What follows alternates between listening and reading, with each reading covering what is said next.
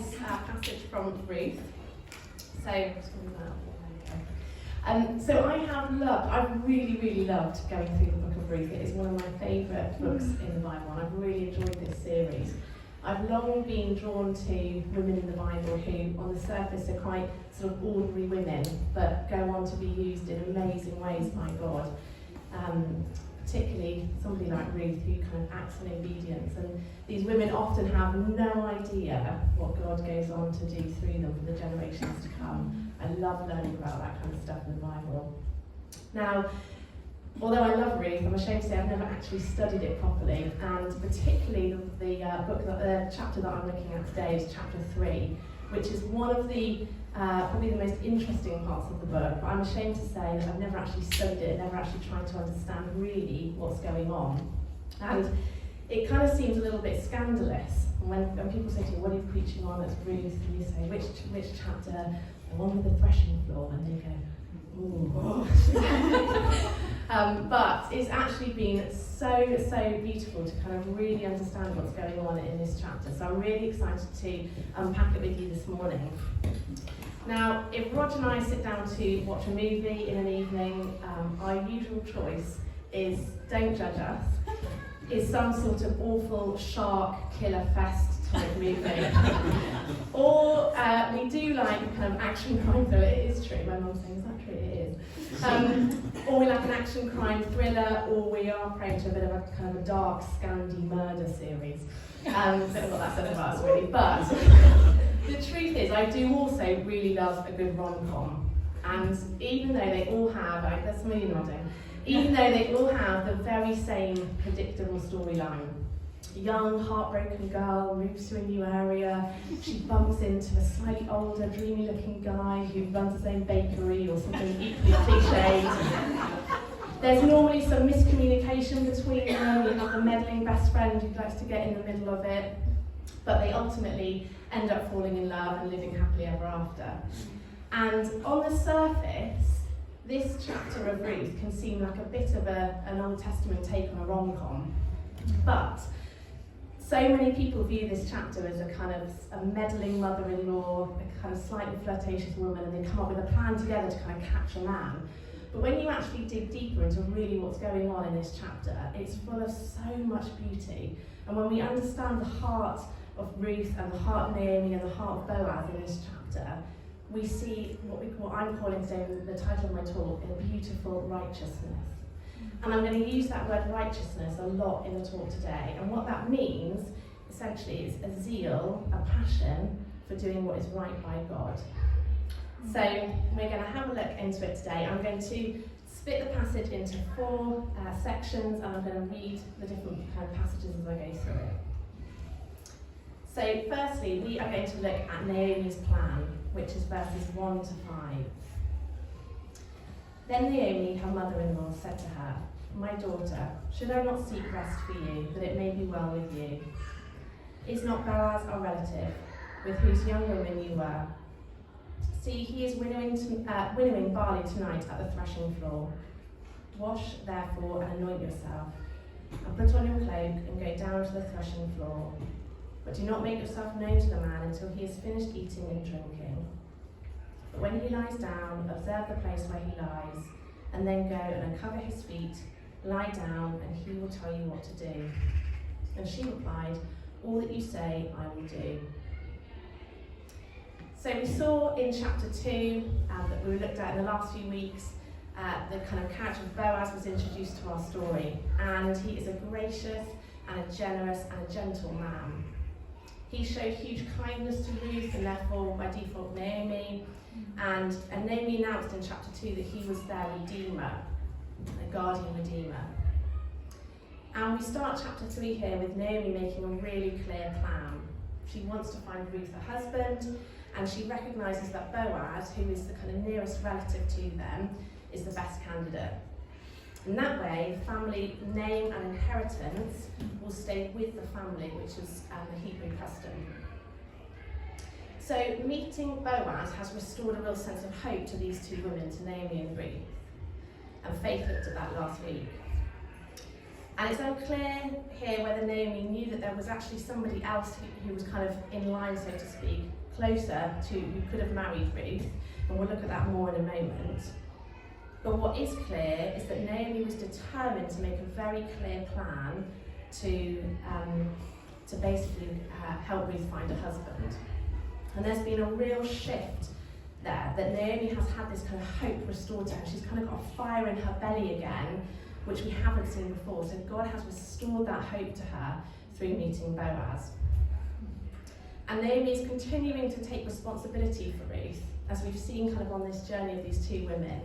She is trying to find Ruth a husband because that was customary at this time.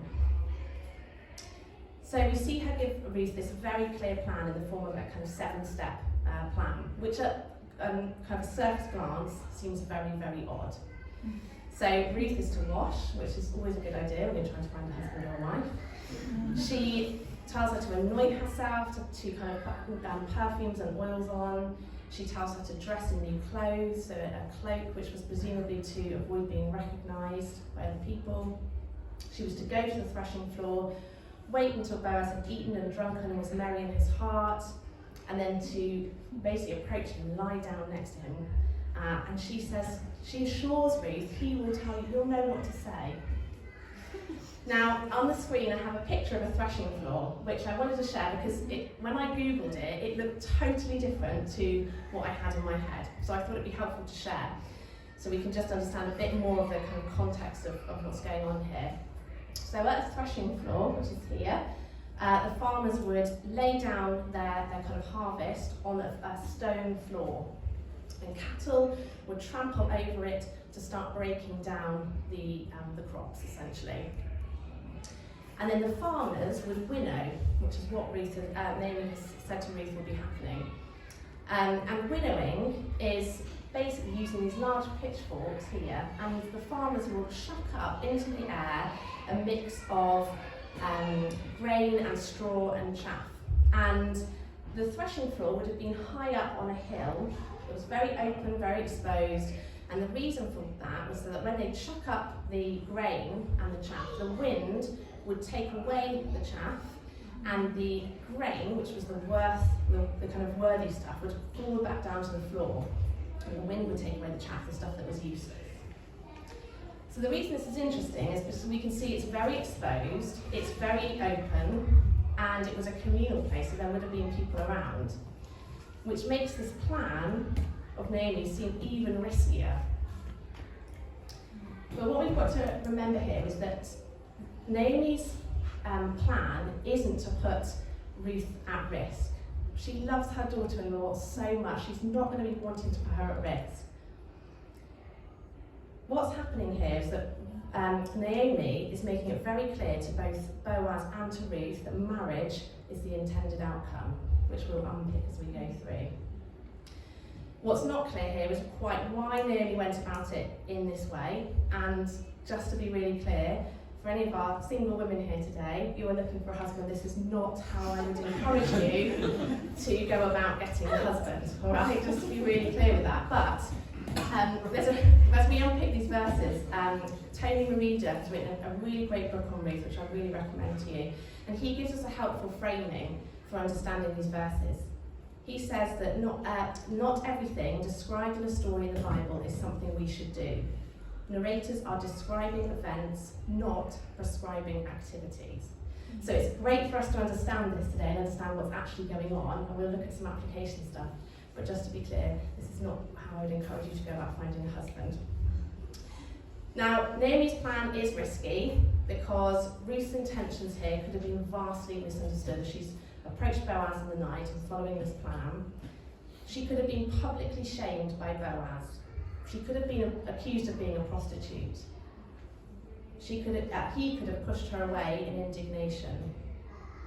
And Boaz could have actually taken advantage of her.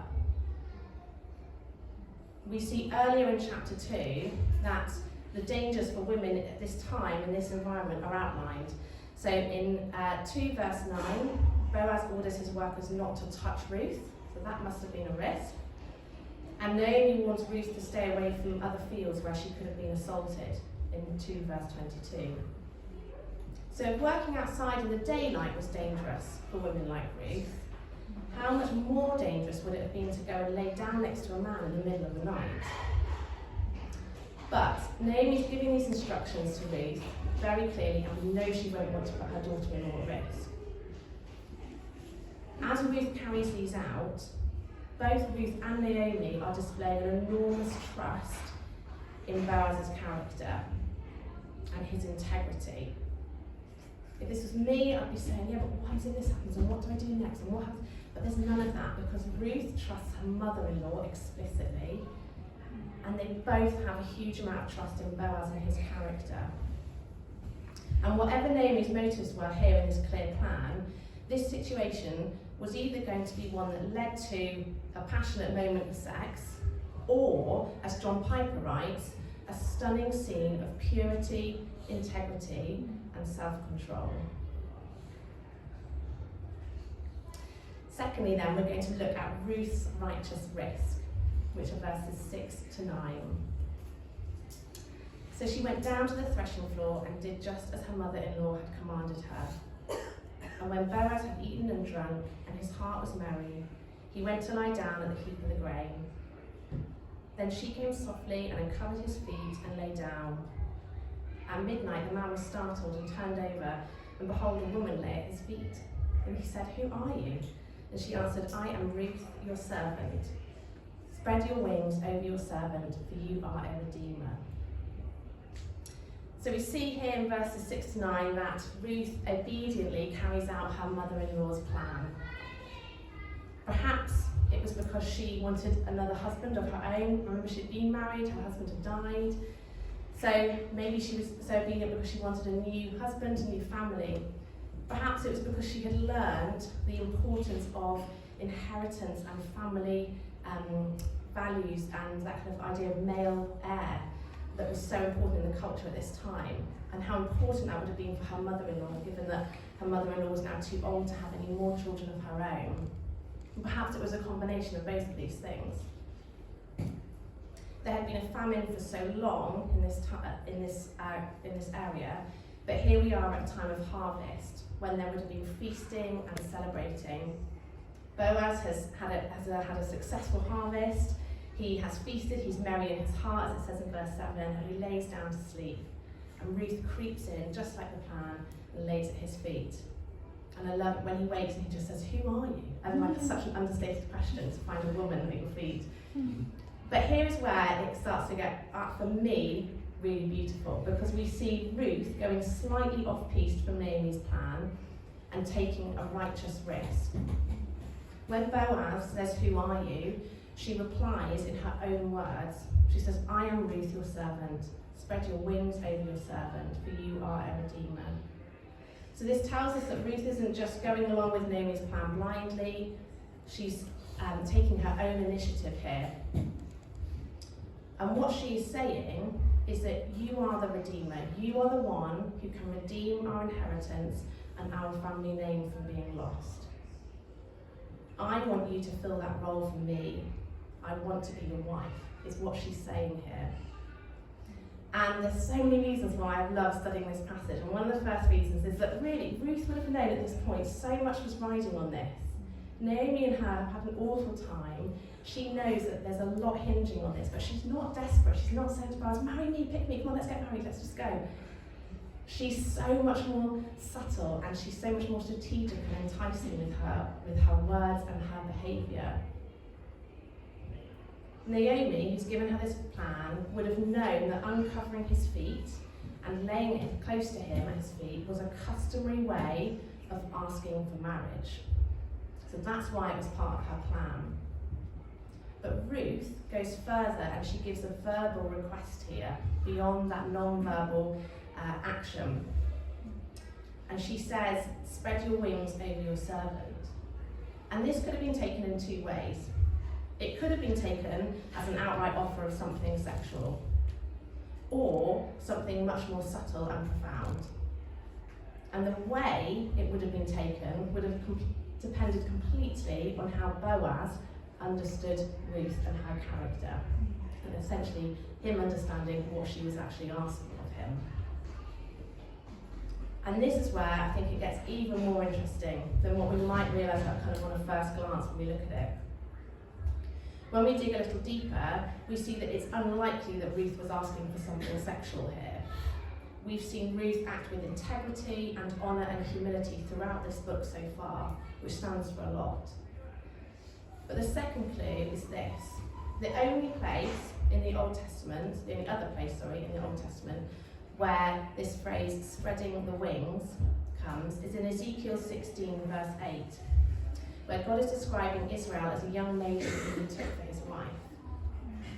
And it says, "Later I passed by. When I looked at you and saw that you were old enough for love, I spread the corner of my garment over you and covered your naked body.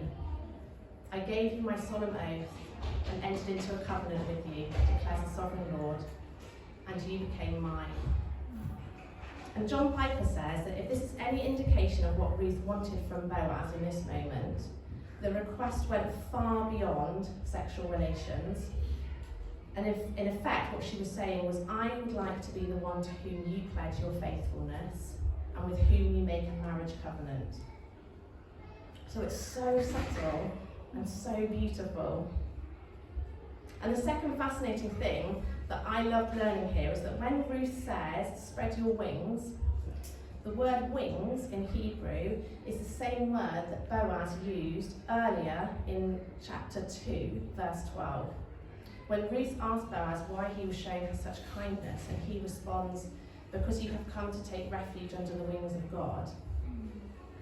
So it seems, I just love it, it seems like they're doing this kind of little dance between each other, that on the surface this seems like such a risky and kind of almost scandalous approach, but actually it's full of these kind of subtle, loving messages between them.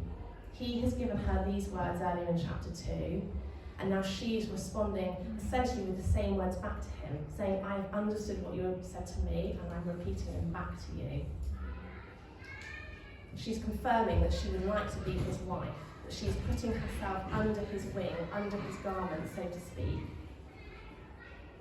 And this is really bold, because let's not forget, this is a young, poor Moabite woman asking something huge from an older, wealthier Israelite man.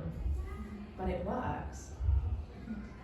She also adds onto the end, though, since you are a guardian redeemer of our family, just to really solidify to Boaz and make clear her intentions.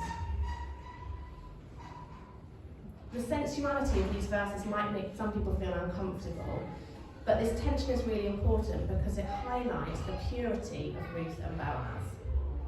In other Old Testament stories, very similar situations led to sexual immorality. But Boaz and Ruth give us a much needed example of godliness in a time where everyone did what was right in his own eyes, which is what that last verse says in Judges just before Ruth. Thirdly then, we're going to look at Boaz's righteousness, which is verses 10 to 13. And he said, "May you be blessed by the Lord, my daughter. You have made this last kindness greater than the first, and that you have not gone after young men, whether poor or rich. And now, my daughter, do not fear. I will do for you all that you've asked, and for all my fellow townsmen know that you are a worthy woman. And now it is true that I am a redeemer, yet there is a redeemer nearer than I. Remain tonight, and in the morning, if he will redeem you, good, let him do it. But if he is not willing to redeem you, then as the Lord lives, I will redeem you. Lie down until the morning." So in these verses here, we see Boaz respond in a really remarkable way. He responds by essentially telling Ruth, "Thank you, I've understood what you're saying, I understand what you're asking for. However, there is someone else who has a prior claim to you, and I will not proceed until that is resolved. If he wants to marry you, good. If he doesn't, then I will marry you." Now, let's just put this into context and remember kind of understand what's going on here. We've got an older man who's had a very successful harvest. He's lying down in the open, starlit sky. He's eaten, he's drunken well, he's merry. He wakes up to find a younger, probably very beautiful woman at his feet, under his garment, saying, I want you to be my Redeemer. And he so could have easily taken advantage here. Things could have very quickly escalated, but they don't. And Boaz responds with so much integrity and righteousness. How many men do we know would respond in this way if they found themselves in the same situation? In Boaz's response to Ruth's proposal, he's not saying, oh, I'll do it if the other guy's not bothered. That's not what he's saying. He tells us so much more about his integrity. He's honouring an Old Testament law at the time, that there is a kinsman nearer than him, that he has a legal right to Ruth first. So he's acting with this beautiful righteousness, that zeal, doing what is right by God. And we also learn about Ruth's character here too. She has probably put her own preference for a younger husband aside, knowing that this is the best option for her and Naomi. She's trying to honour that family obligation. We see Boaz make reference to others knowing about her character as a worthy woman. Yet only a few verses ago, Dave looked at a couple of weeks ago, Boaz's workers were making racist and derogatory remarks about her. So she's obviously made a good impression in her short time in the area. The word worth speaks of her virtue and character, similar to the virtuous of a worthy woman in Proverbs 31 verse 10, which says, a wife of noble character who can find? She is worth far more than rubies. And the fellow townsmen esteem Ruth, what Boaz says in verse 11. And again, in Proverbs 31 verse 31, it says, let her works bring her praise at the city gate. So Ruth is a woman who is respected and praised by many, but it's because her beauty is her godliness. To the women in here today, how does your character fit this? What does it look like to be equipped with strength and dignity, to speak wisdom, as we're encouraged in Proverbs 31? Would people praise your character?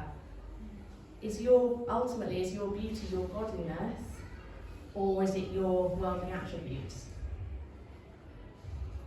And we should marvel at the purity of Ruth and Boaz here. What could have escalated into something sexual results in praise of God.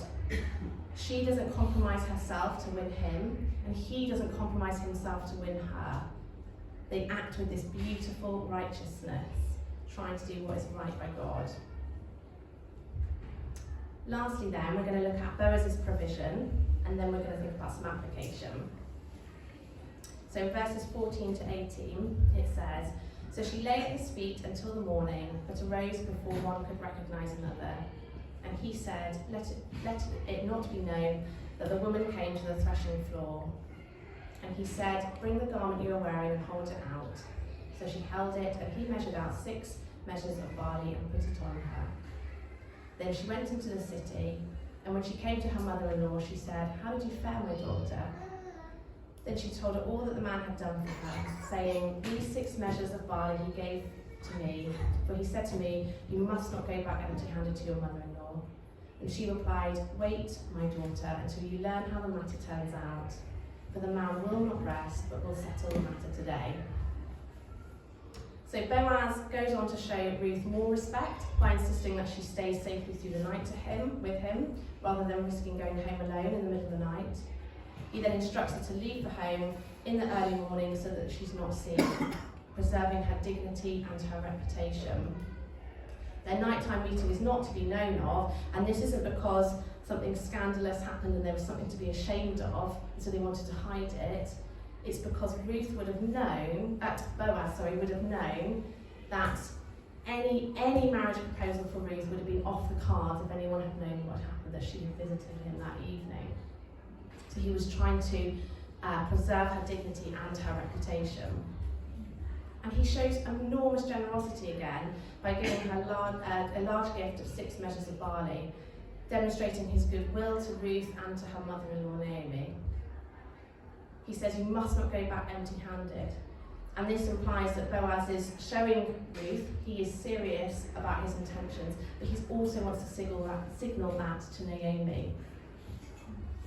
And the final verses here are a juxtaposition to the start of the chapter, where we see Naomi giving a very clear plan to Ruth and telling her exactly how to act.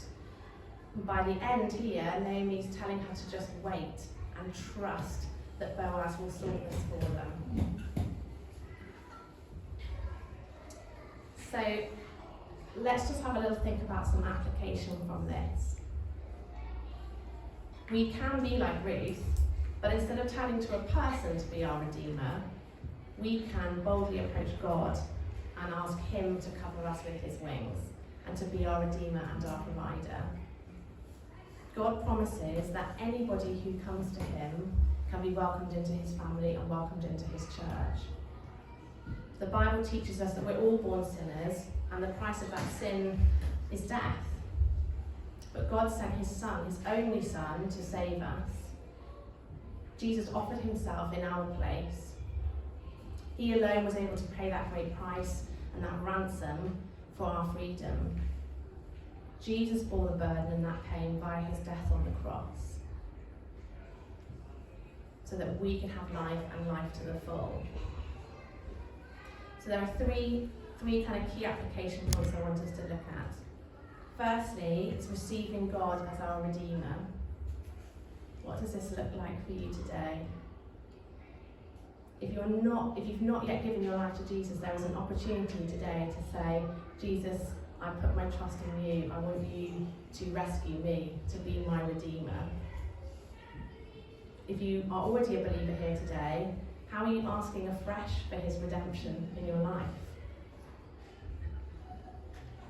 Secondly then, there are some clear challenges here, most notably in terms of acting with righteousness and integrity in our relationships. If we claim to follow Jesus, we have to take seriously God's call to safe-sex-filled marriage. In today's world, this will seem ludicrous to many people. When Rod and I got engaged at 19, people thought we were mad. And when you're young and at uni and a Christian and you're talking about marriage, the first question lots of people ask you is, does that mean you're not having sex? And people are speechless when you have those conversations with them as a Christian, a young Christian, or even as an older Christian, I guess. It's a really countercultural conversation to have. I remember that my dad booked a trip for Roger and I to Paris, which was very generous, for my 21st birthday. But it quickly became apparent that I was going to have a conversation with him about booking 2 different hotel rooms or a room with 2 beds. And as you can imagine, that was a hilariously uncomfortable conversation to have with my dad. But it did allow me to talk more openly about my faith with my dad. And my dad's not a believer, but it meant that for him, he started to realise that my faith wasn't just a Sunday thing. I didn't just go to church. My faith was integral to every part of my life. And Roger and I were by no means perfect in our 2 years of dating, the year that we were engaged, but we were really determined to try and do our relationship differently. We were really determined to try and honour God and honour each other and ourselves as best as we could. And it wasn't easy, but we were really determined to try and do it differently. And lots of people might say, what harm can it do? It's just sex. Or they might say, but we're in a really serious relationship, we really love each other, or we're engaged, it's fine. But actually, that's not what the Bible says. The Bible is pretty clear. In 1 Corinthians 6, verse 18 to 20, it says, flee from sexual immorality. Our bodies are temples that we are to glorify God with. It's not just avoid it sometimes, or it's okay if you're in a serious relationship and you really love each other. That's not what it says. It says flee from it. That means run a mile. When you have sex with somebody, you literally become one. And as Christians, we believe that privilege should be reserved for marriage. As some of you may know in this room, if you invite me to keep you accountable in a dating relationship, I will point blankly ask you, how are you fighting temptation? How are you coping with that? How are you managing that? I will offer for your boyfriend to stay at our house instead of your bedroom floor, despite our lack of space. I will be open with you about my past relationships and my past mistakes. Why? Because I know that sex outside of marriage can cause pain and hurt to relationships. It can cause damage. And I know that trying to honour God and act righteously is so beautiful to God.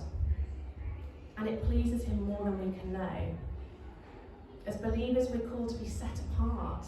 We're called to be different from the world. And the amazing news here is that if we mess up, we have a Father God who is gracious. This isn't supposed to be a heavy thing. We have a God who is a loving Father, and he is gracious. And he loves to forgive. The gospel is all about forgiveness. His grace is more than sufficient to cover mistakes we've made. And the beautiful link here is that in Bethlehem, on this night where Ruth and Boaz made a very clear decision to do things righteously, to honour God and to honour each other, 1,000 years later in that same place we'd see the birth of Jesus, who came from the genealogy of the son of Ruth and Boaz. And they wouldn't have possibly known, they couldn't have known that was to come in that place at a later date. If you are dating here today, are you trying your hardest to act with integrity and righteousness and honour? Are you honouring God? Are you honouring each other? Are you doing everything in your power to resist sexual temptation? If you've made mistakes, know that we follow a God who is all about forgiveness, and there is always hope for things to look different moving forward. I can testify to that today, and I'm sure many others here can too. If you're married here, how are you honouring your spouse? This isn't just for people who are single trying to find a husband or a wife. How are we acting with righteousness in our marriages? Do we have a zeal to do what is right by God in our marriages? And lastly then, a character of righteousness. For the men in here today, could your character be likened to Boaz? Do you act with integrity and honour and generosity? Do you make decisions, both big and small, based on righteousness? For the women in here, can your character be likened to Ruth? And this isn't a I'm not good enough, I fall short moment, because in truth we all do. And this is not about striving to do things on our own strength. Boaz was a redeemer for Naomi and Ruth, but our redeemers aren't our current partners or boyfriends or girlfriends or our future wives and husbands. Our redeemer is Christ. In 2 Corinthians 5 verse 21, it said, God made him who had no sin to be sin for us, so that in him we might become the righteousness of God. So when we trust in God and we live for him and we allow his Holy Spirit to work in our lives, we change to become more like him. We adopt a new identity. And that's when our characters can start to be shaped and to become more like the characters we see of Ruth and Boaz. That kind of beautiful righteousness and integrity. So if you'd like to stand, I would love to pray for us.